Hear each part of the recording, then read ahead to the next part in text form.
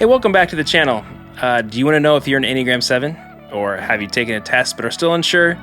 Or do you know an Enneagram 7, family member, friend, or client, and just want to understand them better? Well, stay tuned because I'm about to reveal what it's like to be a type 7, one of my favorite numbers. And watch till the end because I'm going to be sharing one characteristic that just may surprise you. Hi, I'm Tyler Zock, pastor, Enneagram coach, author of the 40-Day Gospel for Enneagram Devotional series, and your personal guide to helping you transform your life, relationships, and workplace by giving you spot-on truths for your type. So keep watching if you want to feel seen, understood, and challenged to let go of the things that are keeping you stuck in your personal and professional life. And make sure to hit the subscribe button so that you don't miss more free content coming up next week. Okay, let's get to it.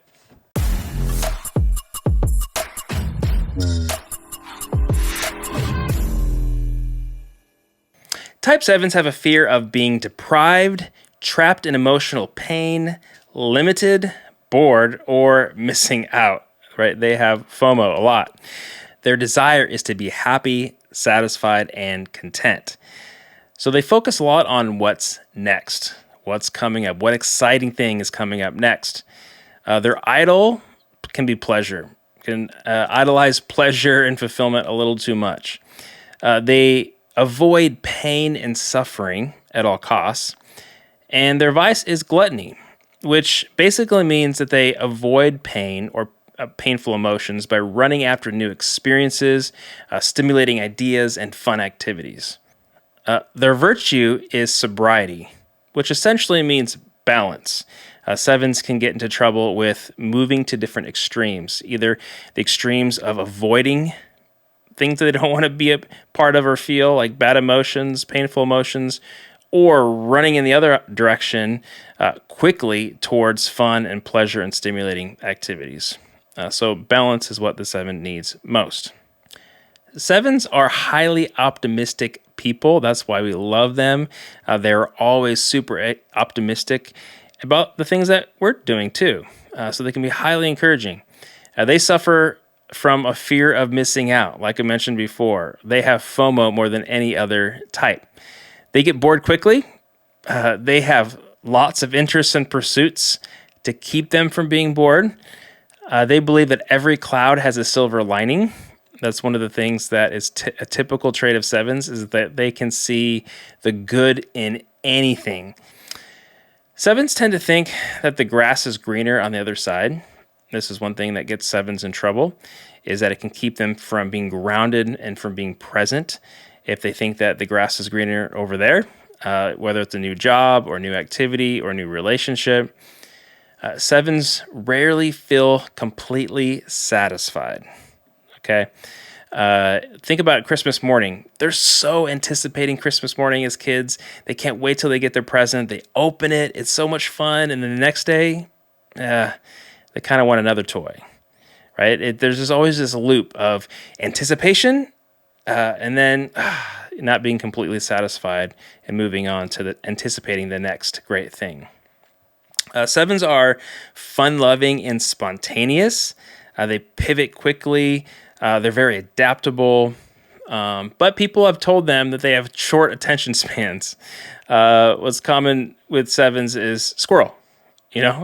They just keeping them focused sometimes can be a challenge.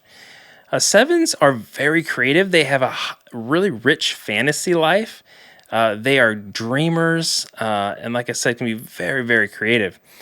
7s can be impulsive pleasure seekers, which can sometimes make them self-indulgent. They just run after pleasure. They are the hedonists of the Enneagram. 7s are always planning the next thing in their head. So if you are constantly thinking about the future, constantly thinking about the thing you want to do next month or next week that's fun and exciting, that may mean you're a 7. That's the strategy 7s use to get out of their present pain, which oftentimes the present feels like quicksand. And so the way that they get out of that painful feeling is by planning what's next. 7s have so many good ideas, and this is what I love about 7s.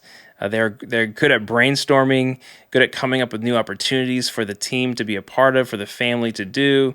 They are ideators. Sevens love it when people share their enthusiasm. That's like a love language for sevens. When they are excited about something and you just give them a blank look, that is the worst thing that you can do for a seven. But if you're like, that's so exciting, thank you for sharing that, and you share their enthusiasm, man, it just like warms their heart. Sevens are very quick on their feet. I'm actually really jealous of sevens because I'm an internal processor, and it takes me a while to say things. I have to think about it first, but sevens are just so quick on their feet, really good at coming up with answers and accessing their mind pretty quickly. They're good debaters, and so that's one thing I envy about them. Sevens don't like making commitments that could limit their options later. Sometimes it's hard to pin down a seven to say, hey, are you going to commit to this? And they might not want to, because if they make a commitment with you or to do something you want them to do 2 weeks from now, it may limit their options later, their future options. And they want to have lots of options. They don't want to be limited in any way. Sevens often get what they want because they can be very persuasive. I have seen sevens persuade other people to do random, crazy things, and they are so good at it. Sevens have a really hard time hearing no. Right? If you tell them no, it just makes them feel like you're limiting them. You're taking the fun out of their life. Sevens they're jack of all trades. They can pick up things really, really quickly. When they go to that high side of the five, they can be learners, and they can pick up the piano. They can pick up a new hobby. They can watch a bunch of YouTube videos and all become, do-it-yourself experts.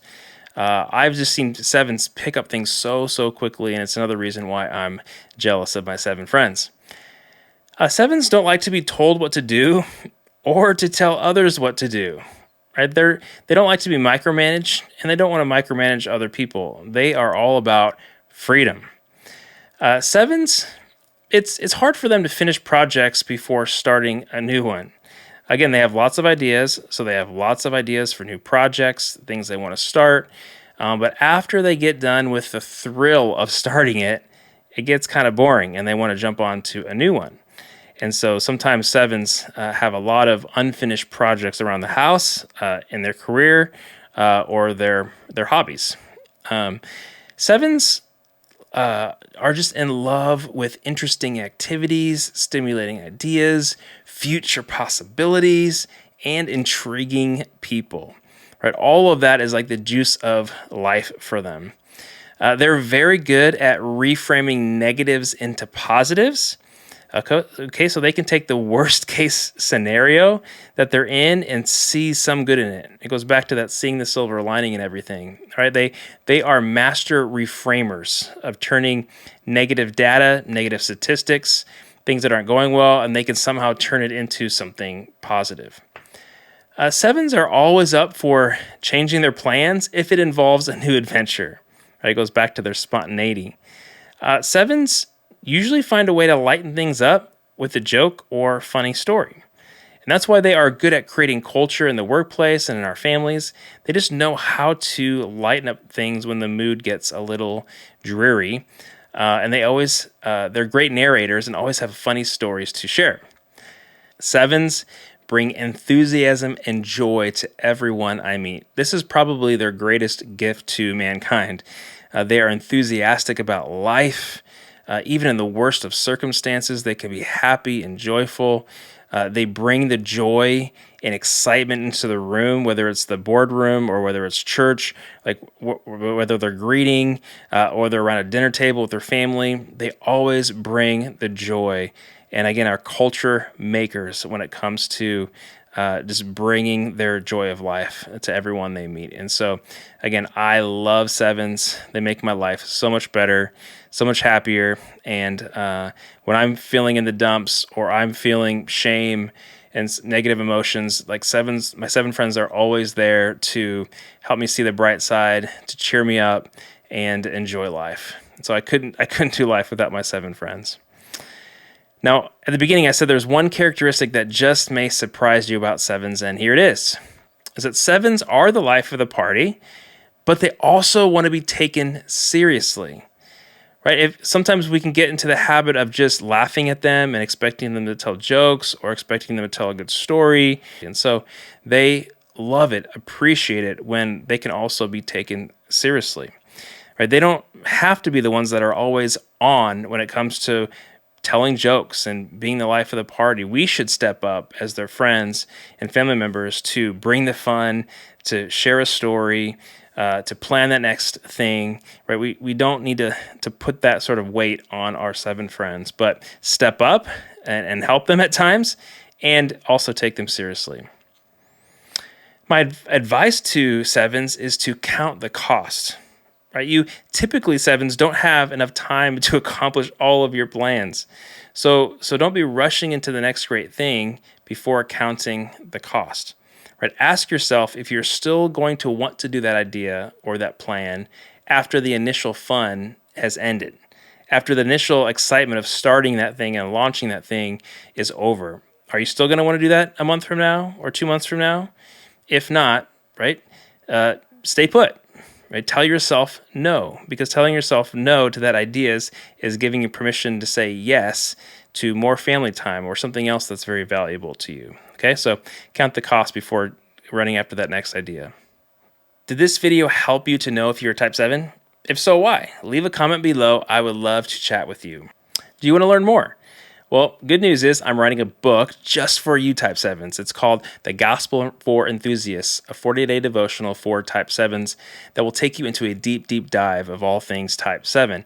And it's going to come out May 2023, so be looking for that. The link to my books is in the description. If you want to feel seen and understood 7s, man, make sure to go grab that book or subscribe to my email list so that you can know when that book is coming. All right, if you love the content today, make sure to hit that like button to tell YouTube to share it to more people. I would be so grateful for that. As always, thank you for watching. I'm here to help you reach your God-given potential and avoid burnout, breakups, and blowups that are all too common for your type. And so whether you're a seasoned Enneagram coach or brand new to Enneagram, you're bound to experience many aha moments right here on this channel. Now, check out these videos on the screen to keep learning about other Enneagram types, and I'll see you in the next video.